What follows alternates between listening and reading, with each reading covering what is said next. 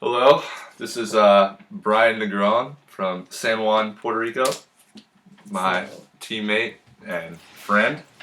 So, Brian, I'm just going to ask you a few questions today. What would you say your biggest issue non-verbally was when you first came to school here? being from the island, Hispanic people tend to be really emotional with their faces and hands. Like when they're swearing at you, when your mom's coming at you, they're just like really provocative with their hands. So when I first came here, you guys are really like non-provocative, I would say. Mm, So you guys don't really use your hands when you talk. Your faces don't really go from like being normally laughing and happy to like being super mad. Like you can't really tell the difference if you're not really talking. true. So I would say that was like my biggest challenge here, like reading people when they were mad or not happy with me. Gotcha. And what about verbally? Verbally, I would say sometimes, like as I said, English is not my first language, so like I would be thinking in Spanish, Hmm. especially in the court with the guys. Like I would be thinking in Spanish, and then when I would try to say it in English, it would make no sense. Or you guys just don't get what I'm trying to say because I'm trying to rush my words out, and like it doesn't come out the way I want it to be.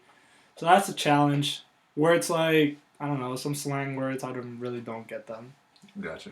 So yeah, So, would you say your accent worked in your advantage, or was it more of a disadvantage when talking to women?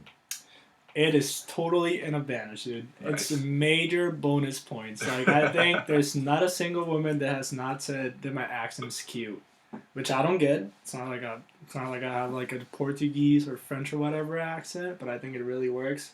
And that's why like my English gets worse with women. Like I just try to like spit it out and be like as worse as I can because they actually think that. Yeah, and they like that. Yeah. Yeah, Nice. Nice. nice. So, what was the worst verbal or non-verbal miscommunication you have had, just because of like the language barrier, kind of what you've been talking about? Do you have a specific example? um, well, my freshman year when I first got here, our coach was like really deep mentally kind of thing. So Mm, like he would leave everything to you. Like he would say things like for you to figure it out. So like sometimes he would say something and I couldn't see like if he was being sarcastic with his face or whatever. So like I would like just take it as it is. And sometimes he would get pissed at me like that's not what I meant. And I'll be like I didn't really get what you said. mm-hmm. Uh, maybe another one is like when texting like slang words or like abbreviations. So like I'll be just like I have no idea what you're talking about. So like Yeah, it'll be difficult for me. But like other than that, I don't think any other issues. gotcha. So, going off that, what's like the best strategy you've used to kind of like deal with it, get used to it, overcome it?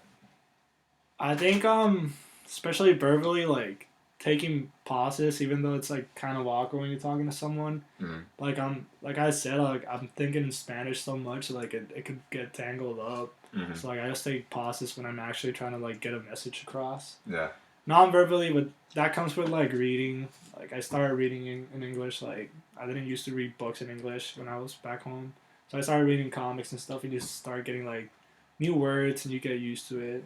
Like it works. gotcha. All right, Brian. Thanks, man. Thank you, man.